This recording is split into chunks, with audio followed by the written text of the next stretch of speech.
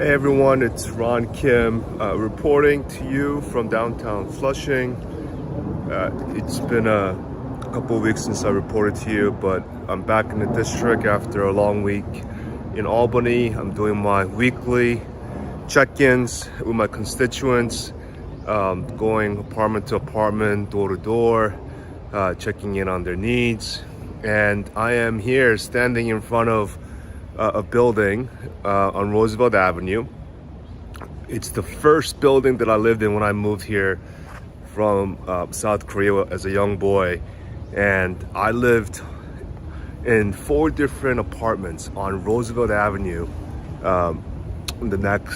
Since then, most recently living with my family, bought a place on Roosevelt, and I think normally I would come here and just talk about how if I could do it, you can do it. And I think most politicians run because on those kind of platforms that their hard work paid off, and so should you. You should put your head down and work hard and try to achieve the things that we've achieved, and we act as role models as politicians. But after 10 years in public office, I'm starting to realize, I am realizing, I've realized for a few years now that it's not hard work. It's not because I'm smarter. It's not because I'm more athletic that I caught a scholarship to play football. It's none of that. It's just timing and luck.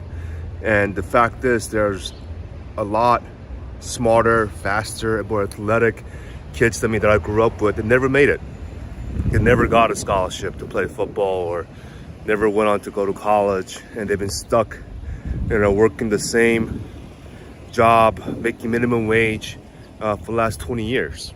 This is the more common outcome because as a society, we love the rags to riches stories that prop up the success stories, so we can gaslight others that we still can award hard work, but the conditions around our communities have declined, and the opportunities for upward mobility, all data shows, is simply not there anymore. As a matter of fact, our state, despite having the greatest wealth in the entire nation, have the worst upward mobility and social mobility.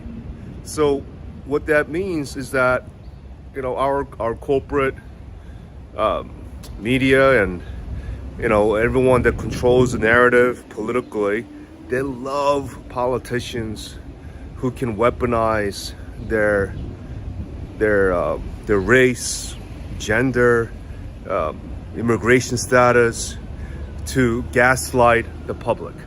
That, hey, look at me.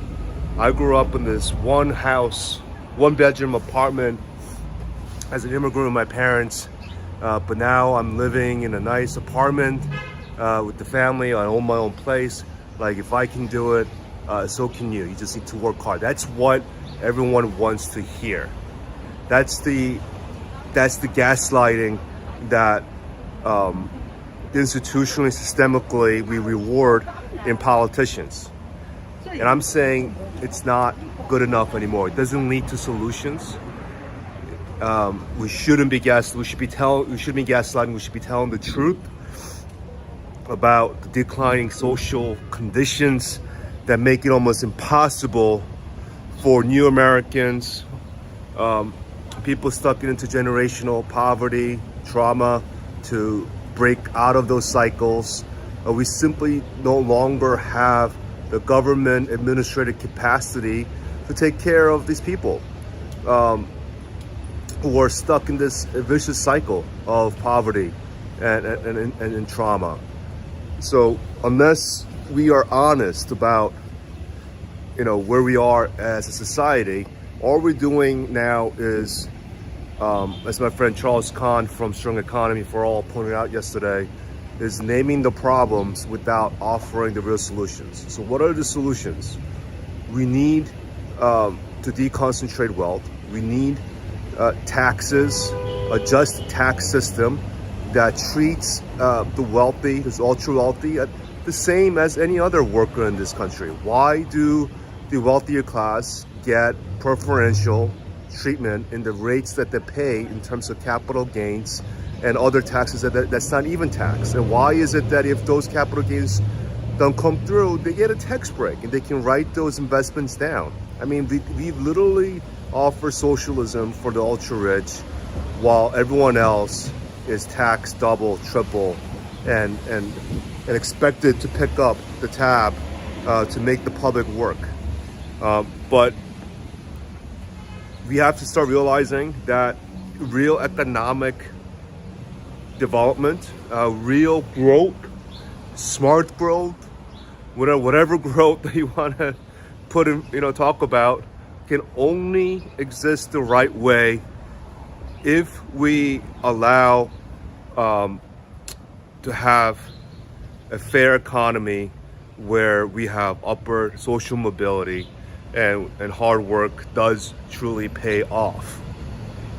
As more New Yorkers, more Americans wake up to the sad truth that their hard work doesn't matter anymore, there is no productivity. People are not going to try anymore. People are going to give up and not sustain our economy. So when we invest in our public infrastructure, public goods, public roads, public schools, public housing, public transportation, these are the things that result in long-term healthy growth for our economy.